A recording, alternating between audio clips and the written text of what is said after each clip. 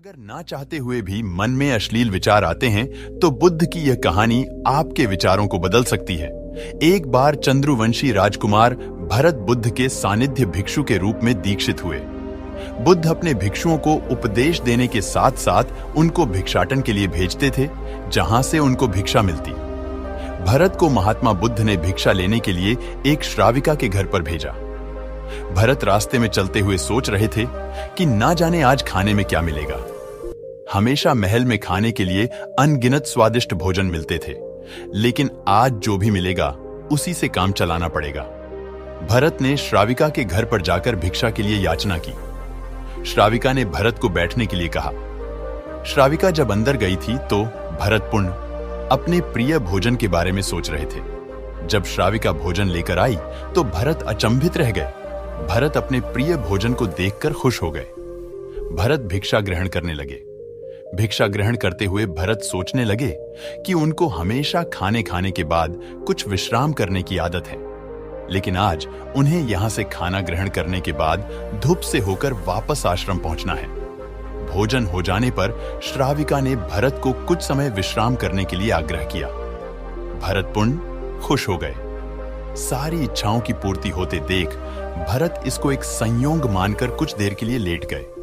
लेटते हुए भरत सोचने लगे कि आज तो सोने को मिल गया, लेकिन मेरे सर पर हमेशा के लिए छत का साया तो मिट गया है। जब भरत सोकर पुण्य उठे तो श्राविका ने कहा कि आपको जब तक यहां पर रहना है आप यहां पर ठहर सकते हैं। अब भरत समझ गए कि ये कोई संयोग नहीं है, श्राविका जरूर मेरा मन पढ़ रही है। भरत खड़े हुए।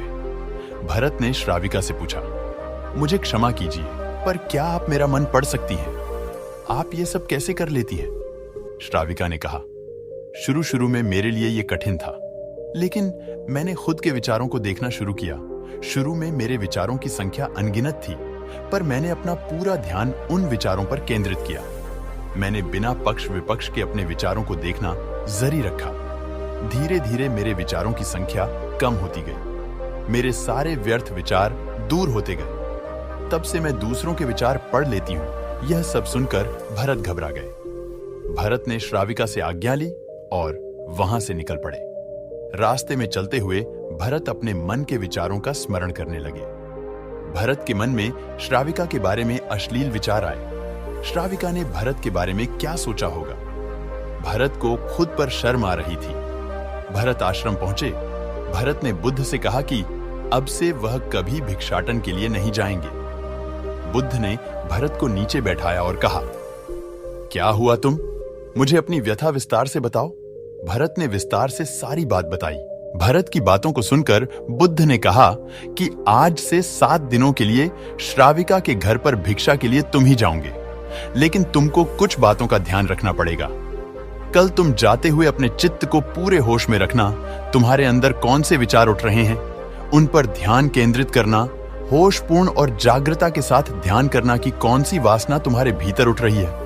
इन सभी का ध्यान करते हुए जाना और फिर मुझसे विचार विमर्श करना। अगले दिन भरत बुद्ध के बताए अनुसार पूरे मार्ग में अपने होश को जागृत रखते हुए चल रहा था। भिक्षु आज पूरी तरह से जगा हुए था। जैसे जैसे श्राविका का घर नजदीक आ रहा था, भरत की घबराहट बढ़ रही थी। भरत ने अपनी घबराहट को एक तरफ करते हुए बुद्ध के विचारों पर ध्यान केंद्रित किया। जब भरत श्राविका के घर पर पहुंचा तो उसके दिमाग में केवल एक सन्नाटा था, जिसके भीतर कोई वासना नहीं, कोई कामना नहीं, ना कुछ अच्छा पाने की इच्छा थी। भिक्षु भरत ने भिक्षा ली, ग्रहण की और वहां से वापस निकल गया। आज भरत रास्ते में नाचते हुए आया। आज उसको जिस आनंद की अनुभूति हुई वह अद्भुत थी। आज से पहले इस आनंद को उसने कभी महसूस नहीं किया। भरत ने आश्रम जाकर बुद्ध को प्रणाम किया।